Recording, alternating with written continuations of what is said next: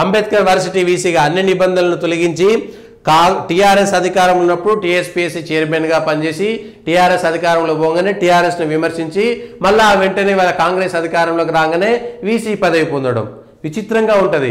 కాంగ్రెస్ కూడా కొంత అవతల వాళ్ళు మనల్ని విమర్శించకుండా వాళ్ళని చేయడం, నిబంధనలన్నీ పక్కన పెట్టేసి 10 సంవత్సరాల అనుభవం ఉండాల్సినటువంటి వ్యక్తికి 8 సంవత్సరాల అనుభవం ఉన్న టీఎస్పీఎస్సీ చైర్మన్ చేసిన తర్వాత ఎటువంటి ప్రభుత్వ పోస్టులు ఇవ్వకూడదనేటువంటి నిబంధన ఉన్నా అన్నీ బేఖాతరు చేసి ఇవాళ అంబేద్కర్ యూనివర్సిటీగా గంటా చక్రపాణి గారికి ఎందుకు ఇచ్చారు వీసీగా? ఇప్పుడు మళ్ళీ తీస్తే మా దళిత బిడ్డకి ఇవ్వద్దా, దీనిపైన వ్యతిరేకత చేయాలా? కేవలం ఆ దళితులకు వాళ్ళు ఇచ్చామో గొంతు వేరే వాళ్ళు లేపకుండా ఒక ప్రయత్నం చేయడం తప్ప ఇంకొకటి కాదు. ఎవరు లేరా ఇంకా ఇతర వాళ్ళు ఇవ్వడానికి? దళితుల్లో ప్రొఫెసర్లే లేరా వీసీగా అర్హత ఉన్నటువంటి వాళ్ళు?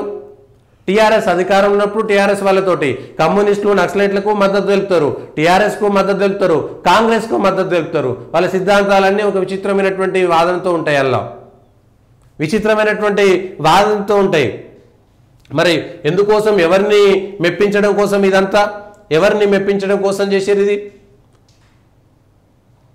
అప్పటికప్పుడు అంబేద్కర్ వర్సిటీ వీసీగా 8-10 సంవత్సరాల ప్రొఫెసర్ అనుభవం ఉండాలి, కానీ గంటా చక్రపాణి గారికి 8 సంవత్సరాల ప్రొఫెసర్ అనుభవం మాత్రమే ఉంది.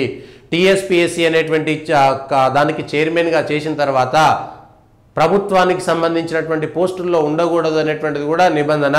మరి ఆ నిబంధనలు రావా? లీగల్గా రేపొద్దుగాల కేసులు ఫైల్ కావా?